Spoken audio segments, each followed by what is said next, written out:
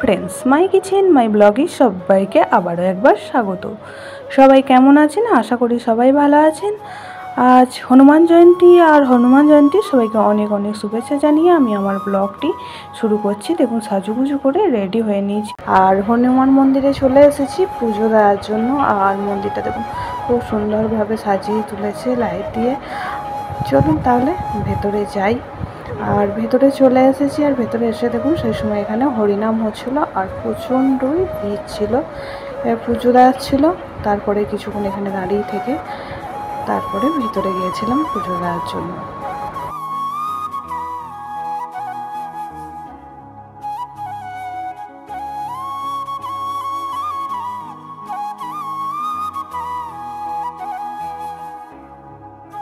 পুজো দেওয়ার জন্য প্রথমেই চলে এসেছিলাম পঞ্চমুখী হনুমান মন্দিরে।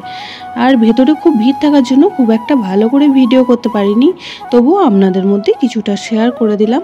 আর মন্দিরের সাইডে দেখুন এইখানেও ঠাকুর রয়েছে, এইখানটাও একটু শেয়ার করে দিলাম। আর এই সাইডে প্রদীপ জ্বলছে।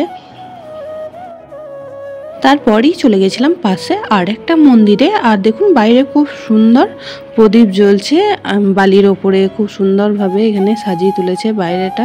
আর সব জায়গাতেই সেদিন খুবই ভিড় ছিল মন্দিরগুলোয়, আর খুব সুন্দরভাবে লাইটের কাজ করে ভরিয়ে তুলেছিল মন্দিরের সামনেগুলো। চলুন তাহলে এই মন্দিরের ভিতরটাও আপনাদের একটু ঘুরিয়ে নিয়ে আসি। এটা সংকটমোচন হনুমান মন্দির। দেখুন বাইরেটা খুব সুন্দরভাবে সাজিয়েছে, আর ভিতরে এখানে হরিনাম চলছিল। আর সামনে যে সবাই পুজো দিচ্ছিল বুঝতেই পাচ্ছেন খুবই ভিড় ছিল। আর আমি মন্দিরের ভেতরে ঢুকতেই পারিনি, এই বাইরে থেকে যতটা পারলাম আপনাদের সঙ্গে শেয়ার করে দিলাম।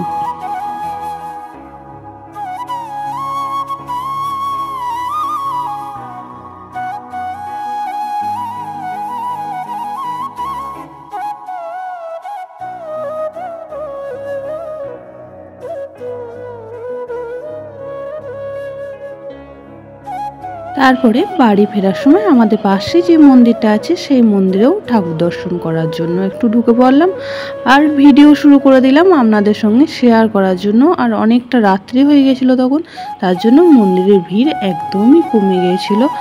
আর দেখুন ওইদিকে আমার ছেলে বদমাইশি শুরু করে দিয়েছে, ফাঁকা পেয়েছে যেহেতু, এদিক ওদিক ছুটি করছে।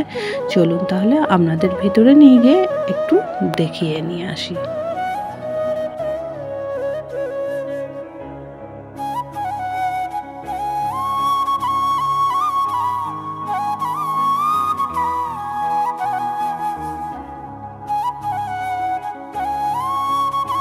তারপরেই এখানে খিচুড়ি ভোগ দেওয়া হচ্ছিল, আর খিচুড়ি ভোগ নিয়ে নিয়েছিলাম। আর কি গরম ছিল, তার জন্য এখানে চেয়ারে বসে পড়েছিলাম। আর সামনে একটা চেয়ার রেখেছিলাম, হাতে ধরতে পারছিলাম না, মাঝে মাঝে ওই চেয়ারের উপরে রেখে দিচ্ছিলাম।